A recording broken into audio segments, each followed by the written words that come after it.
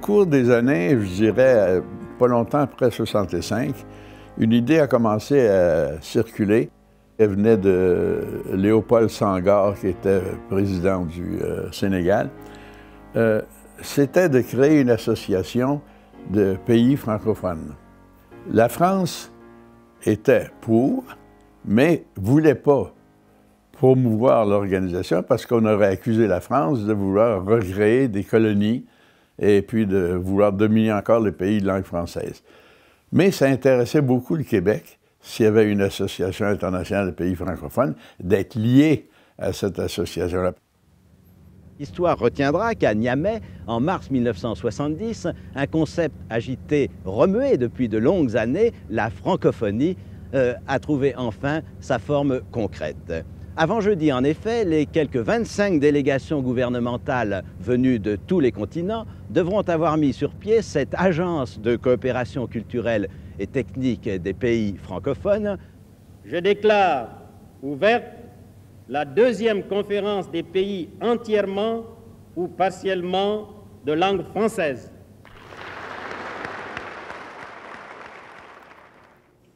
On avait refusé la présence du Québec avant la venue de Brian Mulroney avec Robert Bourassa. On avait refusé la présence du Québec au sommet de la francophonie parce qu'on considérait bien sûr que c'était seul le Canada qui pouvait assister à ces sommets.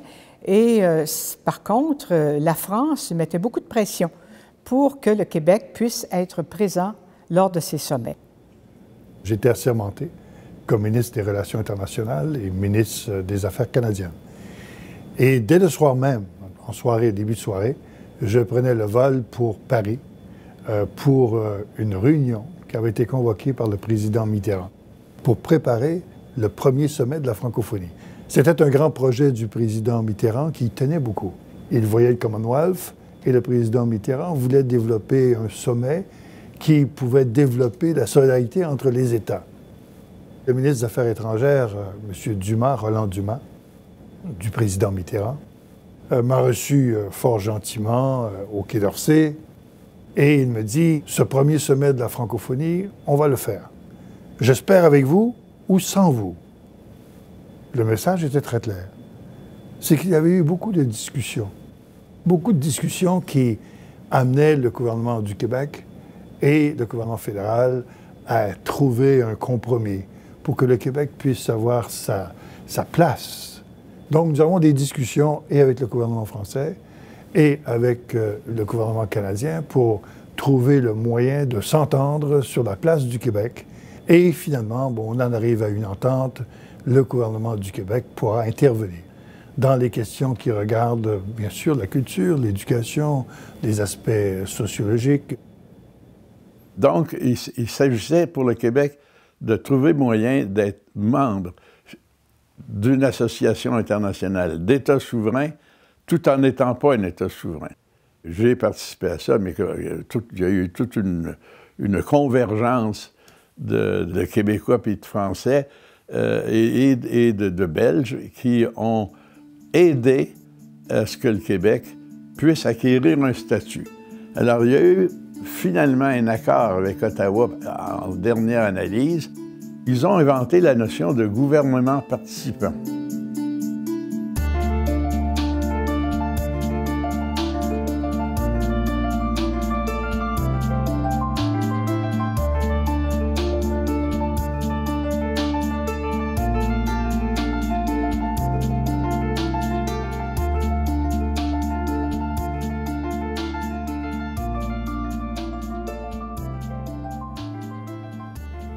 Comme ministre des Relations internationales, je dois vous dire qu'un des beaux moments, c'est ce deuxième sommet de la francophonie qui a eu lieu à Québec en 1987.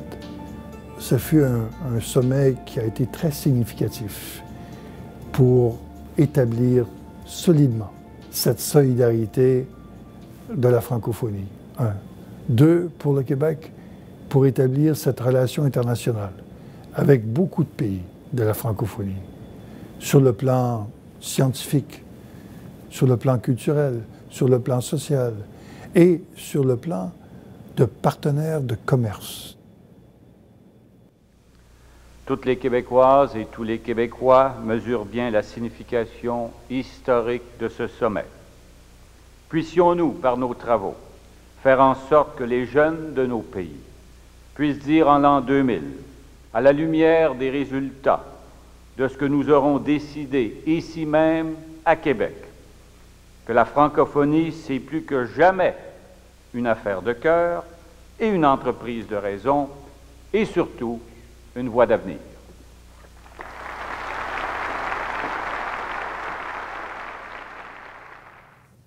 La francophonie crée 350 bibliothèques en Afrique. Et elle se tourne vers les éditeurs du Québec et leur dit « On a besoin cette année, de votre part, que vous nous envoyiez 25 000 ouvrages, qu'on puisse les distribuer année après année, qu'on puisse les distribuer dans les bibliothèques. » On retrouve Marie-Claire Blais, on retrouve Anne Hébert, on retrouve Michel Tremblay.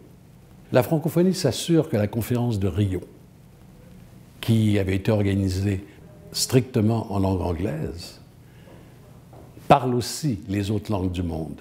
En disant, j'étais secrétaire général, en disant, écoutez, on va vous boycotter, on ne va pas jouer ce jeu-là. On ne fera pas une conférence mondiale en anglais. On s'est battu pendant des mois. La conférence de Rio a été multilingue. C'est ça que fait la francophonie. Nous sommes un petit noyau de francophones sur un continent qui est majoritairement anglophone. Et donc, les 8 millions de Québécois là-dessus ne pèseraient pas lourd s'ils ne pouvaient pas s'enrichir d'une participation à des ensembles plus larges qui parlent français. Alors, c'est clair que cette tribune que représente pour nous la francophonie, qui nous permet de nous faire valoir dans notre langue et avec notre culture propre, c'est certainement une tribune privilégiée. Vous avez l'Institut de la francophonie pour le développement durable qui se trouve à Québec, dont le siège social se trouve à Québec, et donc qui est un lieu extraordinaire pour mettre en valeur l'expertise de nos chercheurs, de nos universités, de nos entreprises dans le secteur. Il y a le siège de l'Agence universitaire de la francophonie qui se trouve à Montréal aussi. Il y a 800 universités membres de cet aéropage qui est l'Agence universitaire de la francophonie. La francophonie, c'est aussi TV5, l'opérateur le plus visible, le plus flamboyant, si vous voulez, de la francophonie. TV5 nous permet de présenter ici un regard sur le monde qui est différent de celui qu'on reçoit, par exemple, des États-Unis, ou qui est différent de notre regard propre. Et donc, ça enrichit en même temps notre connaissance de ce qui se passe dans le monde. TV5. Il n'y a aucun pays francophone qui pouvait faire ça seul, y compris la France. La France a essayé 2 fois, elle a échoué 2 fois. On a créé, moi j'ai eu le mandat, j'étais sur ma table, un petit bout de papier de TV5. Il fallait créer une chaîne mondiale. Le Gabon a contribué financièrement, le Sénégal, le Burkina Faso, la Côte d'Ivoire, le Québec, la Suisse, la Belgique, Maurice, le Maroc. Et ensemble, on a été capable de faire une chaîne qui aujourd'hui est captée dans 200 territoires, est écoutée tous les jours par 150 millions de personnes et reflète un peu l'Afrique, un peu nous, un peu la France, un peu l'Asie francophone, etc. L'Institut de l'énergie, qui est à Québec, c'est un bijou de la francophonie. Quand on a fait Rio, on en parlait tantôt, après Rio, grâce à l'Institut de l'énergie à Québec, le groupe des pays francophones dans le monde est celui qui a le plus bénéficié du suivi de Rio, parce qu'on avait l'Institut de l'énergie. Chaque pays seul, vraiment dans ce cas-là, ne pouvait pas suivre.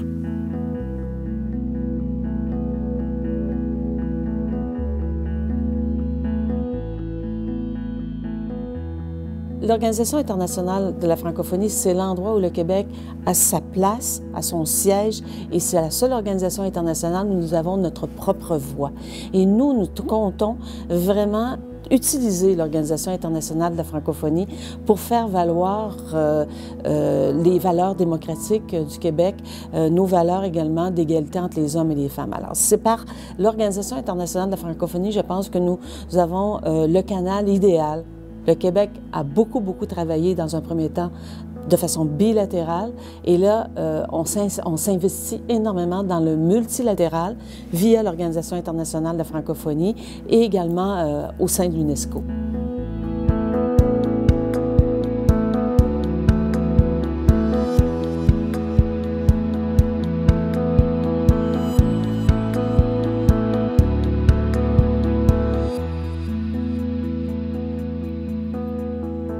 La présence du Québec à l'UNESCO À mon avis, c'est un gain majeur.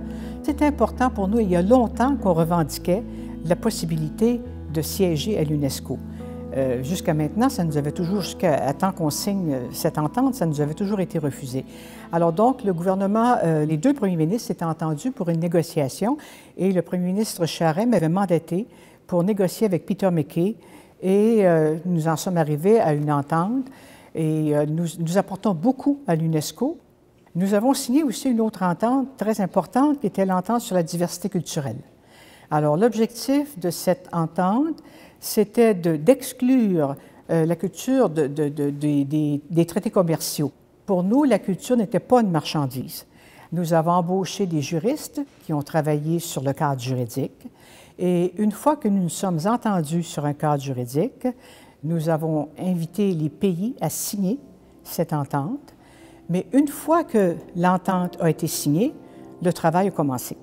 C'était une chose de signer l'entente, mais il fallait aussi qu'elle soit entérinée par les parlements. On mettait énormément de pression sur les gouvernements pour pouvoir faire adopter cette convention.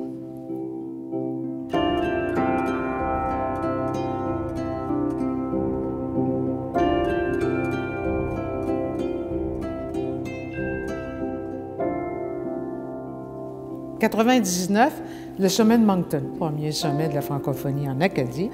Et là, déjà, nous, avec la France, on propose que le sommet suivant se tienne premièrement dans un pays arabe, ça a été le Liban, et deuxièmement, que la thématique principale soit celle, disons, de la diversité culturelle, de l'exemption, de l'exception culturelle.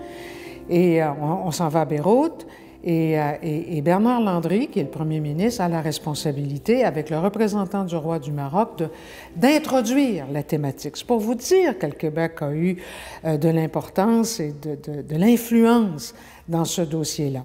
Donc, c'est un duo franco-québécois qui a été un duo de choc à l'intérieur de la francophonie pour convaincre tous les pays membres de la francophonie à Beyrouth. Et puis, ensuite, on a continué. On est allé jusqu'au Vatican. C'est pour vous dire que je ne reculais devant rien parce que je me suis dit, je vais aller rencontrer le cardinal Poupart, qui est un cardinal français, ministre de la Culture à l'époque, donc, du pape. Et le cardinal, parce que le Vatican, c'est une grande diplomatie quand même. Ça nous importait d'avoir l'accord, parce que l'Église catholique est très diverse culturellement, justement. Alors, donc, on a fait ça, et puis on a fait notre travail. On peut dire que là, c'est vrai que c'est un des éléments, disons, qu'on peut dire de politique étrangère, où le Québec a contribué de façon significative. Quand on est allé là il y a 30 ans, il y a 25 ans, dans la francophonie, plus tard à l'UNESCO, on est donc dans quelques rares organisations. On était à peu près les seuls des États fédérés qui avaient envie d'être présents. Aujourd'hui, c'est très répandu. Aujourd'hui, cette idée que les États fédérés doivent être aussi sur la scène internationale est une idée qui se propage à travers le monde. Et à cet égard, ce qu'a fait le Québec est un peu, je dirais, avant-gardiste d'une certaine façon. Ce qu'on réalise, le Québec a évidemment beaucoup investi au niveau de ses relations, je dirais, bilatérales avec différents gouvernements. Ce qu'on constate aussi, c'est l'importance aussi d'être extrêmement actif, et le Québec l'a été, au niveau des relations multilatérales. Le Québec, au sein des délégations canadiennes, participe beaucoup aux travaux de différentes grandes instances internationales. On peut penser à la Convention cadre sur les changements climatiques. On peut penser également aux travaux des Nations unies sur la diversité biologique. Depuis plus de 20 ans, nous finançons des programmes de stage dans des organisations internationales, donc des étudiants au niveau de la maîtrise et du doctorat, qui vont faire des stages à l'Organisation des Nations unies, à l'UNESCO, à l'OIF, différents tribunaux internationaux, etc. Donc pour nous, ce sont de véritables ambassadeurs, ces jeunes. On a reçu de la visite d'à peu près toutes les grandes organisations, les Nations unies, l'UNESCO, les Nations unies. Boutros-Ghali est venu à quelques reprises nous rencontrer. J'ai moi-même eu l'occasion avec mon ministre, M. Tchatcha, de le rencontrer, d'avoir des échanges. Beaucoup de représentants, de gouverneurs, de premiers ministres, soit de l'Amérique du Nord, de l'Europe ou d'autres pays, même de l'Amérique latine. Donc, il y a eu une grande effervescence au niveau des visites. On était très ouverts à ces échanges-là. On a provoqué, dans certains cas, des actions.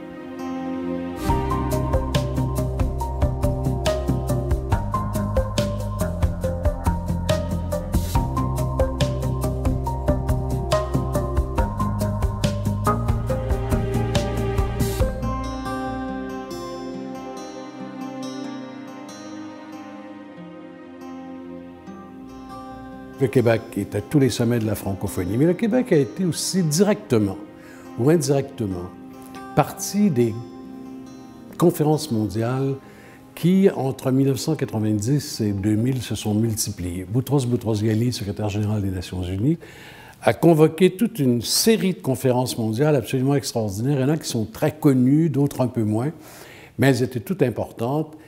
L'idée étant, pour Boutros, que nous étions en train d'entrer, il ne savait pas trop où, comment, qu'est-ce que ça allait donner, ce qu'on va appeler, après lui, la mondialisation, et il a préparé.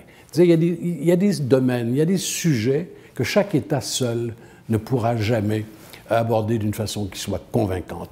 L'environnement, Rio en 92, le développement social, Copenhague en 93, les droits de l'homme à Vienne en 94, les femmes à Beijing en 95. Comme le Québec était membre de la francophonie, et comme la francophonie, j'étais secrétaire général, j'avais le mandat d'amener les États francophones concertés ensemble avec une vision convergente. Le Québec faisait partie de tout ce qui précédait ces conférences entre les pays francophones, la recherche d'une position commune sur l'environnement, sur les droits de l'homme, sur les droits des femmes.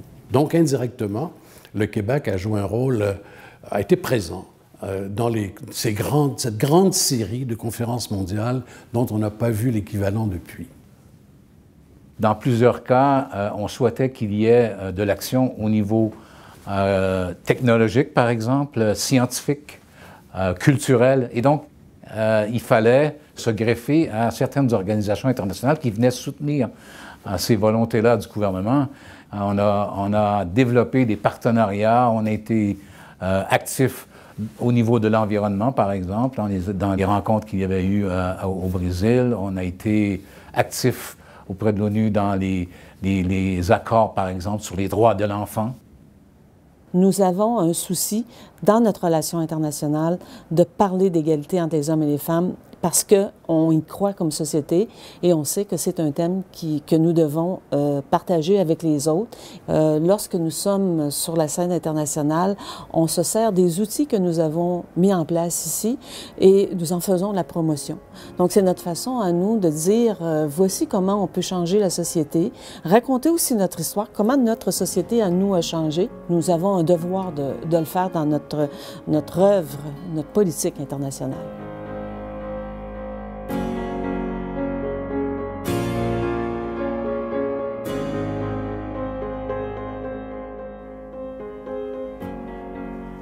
Une chose, en effet, qui était originale, c'est d'aller, au nom du gouvernement du Québec, au Forum social mondial de Porto Alegre 2 fois, en 2002 et 2003, au temps où c'était des grands-messes extraordinaires de tous les altermondialistes.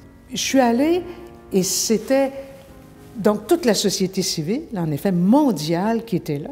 Il y avait un espoir en Amérique latine absolument extraordinaire. Et on a réussi à se faire accepter comme membre, participant.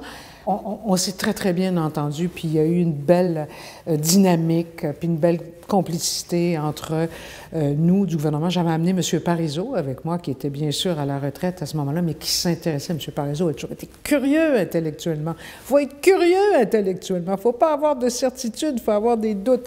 Alors, M. Parizeau m'a dit, moi, ça m'intéresse. J'ai dit, M. Parizeau, vous venez. Il a fait un rapport, d'ailleurs, parce que je l'invitais, mais comme expert.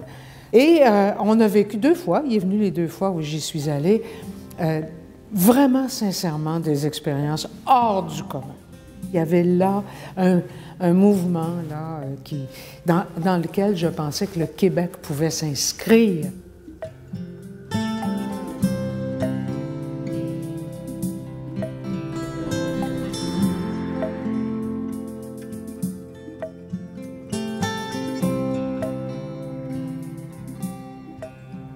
Le Québec peut avoir une grande importance en termes d'aide humanitaire ou de coopération internationale parce que nous le faisons depuis plusieurs années. Donc, nous essayons d'avoir des programmes qui font en sorte qu'on change la vie des gens. On a des programmes également d'éducation au droit, d'éducation aux libertés, égalité entre les hommes et les femmes, l'éducation à la démocratie. C'est ce qu'on essaie de faire et on le fait depuis des années. Et je pense que là-dessus, c'est un devoir parce que nous sommes une société gâtée, nous sommes une société privilégiée et c'est un devoir. Et les Québécois, je pense, là-dessus nous suivent. C'est un devoir aussi d'offrir aux autres ce que le Québec a de meilleur. Par exemple, vous avez un programme au ministère des Relations internationales qui s'appelle Québec sans frontières. Québec sans frontières, ça existe depuis une vingtaine d'années. Ça permet d'abord à des organismes de réaliser des projets, mais ça permet aussi, ça fait voyager des jeunes et ça leur permet de s'engager dans des projets d'aide dans différents pays en voie de développement. Et donc, il y a plusieurs milliers de jeunes Québécois qui, depuis 20 ans, ont bénéficié d'une expérience extrêmement enrichissante et puis qui ont pu aider d'autres populations grâce à Québec sans frontières.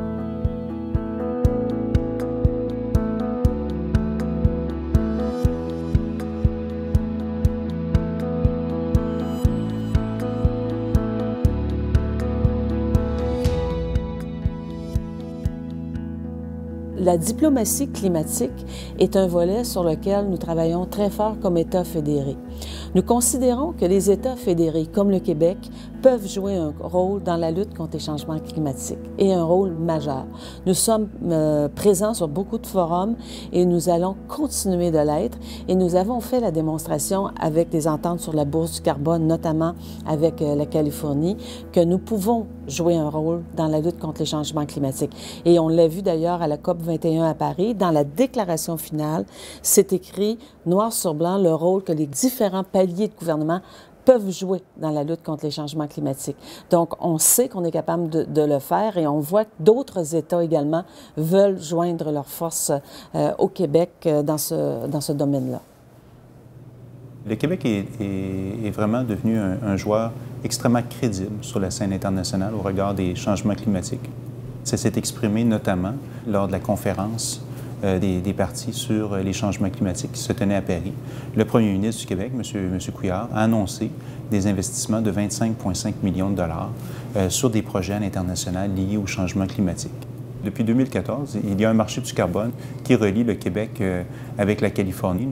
Et nous sommes actuellement en discussion avec la Chine qui souhaite examiner les possibilités aussi de se joindre à notre marché du carbone. Et d'ailleurs, la Chine, qui a développé un marché du carbone, s'est beaucoup inspirée de ce qui a été fait ici au Québec en partenariat avec la Californie.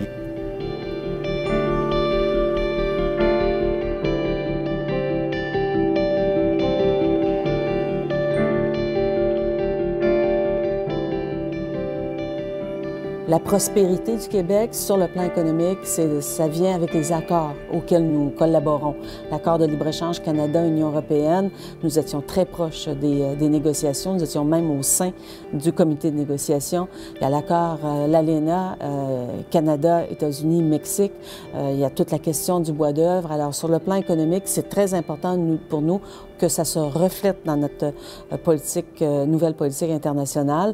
Et nous voulons également avoir toute une stratégie qui est déjà en place, mais qui va aussi qui se retrouve également dans la politique, c'est-à-dire on veut accentuer tout ce qui touche l'exportation des produits manufacturiers, l'innovation également, un domaine qui est sur toutes les lèvres. Alors, la question de l'innovation est très présente également dans cette politique. Dans le fond, nous souhaitons, à l'étranger, être aux bons endroits, au bon moment et avec le bon niveau de ressources. Il faut être capable aussi, en fonction de la réalité, en fonction des réalités, en fonction des priorités, d'être capable aussi d'apporter des ajustements en cours de route. D'ailleurs, au cours de la dernière année, nous avons ouvert 4 nouvelles représentations, une 3e représentation en Chine, après Shanghai et Beijing, maintenant à Qingdao. Nous avons ouvert une représentation d'accord au Sénégal. Et finalement, 2 nouvelles représentations, les 7e et 8e, aux États-Unis, à Houston et à San Francisco.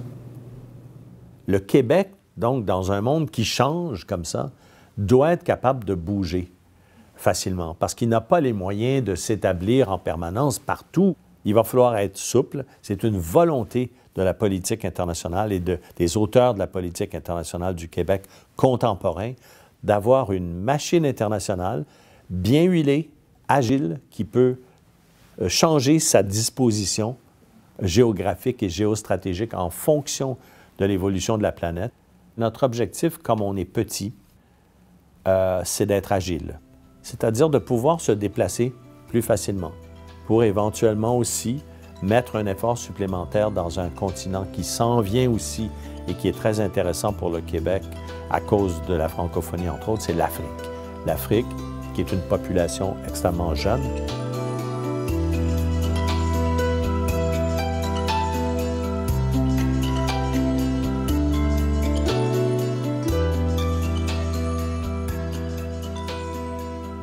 À 250 km de Bamako, au Mali, tu arrives dans une petite ville où il y a 2000 personnes peut-être, et tu viens là pour inaugurer une bibliothèque.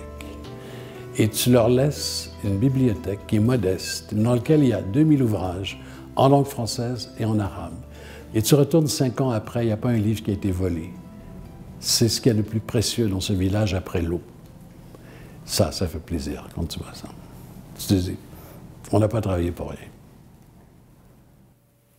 Parmi les choses dont je suis content, et c'est pas mon talent, moi c'est les circonstances qui m'ont permis d'accéder à certains postes.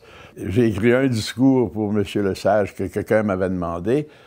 En définitive, je me suis mis à écrire pratiquement tous les discours de Lesage, pris contact avec lui, il m'a offert d'être sous-ministre. Donc, c'est pas un génie particulier, c'est des circonstances. Dans ces circonstances-là, il y a des choses qui se sont passées, auxquelles j'ai plaisir à repenser aujourd'hui. Et une de celles-là, c'est que j'ai participé, dans la mesure de mes moyens, à ouvrir le Québec au monde et à installer le Québec ailleurs qu'à l'intérieur de ses frontières.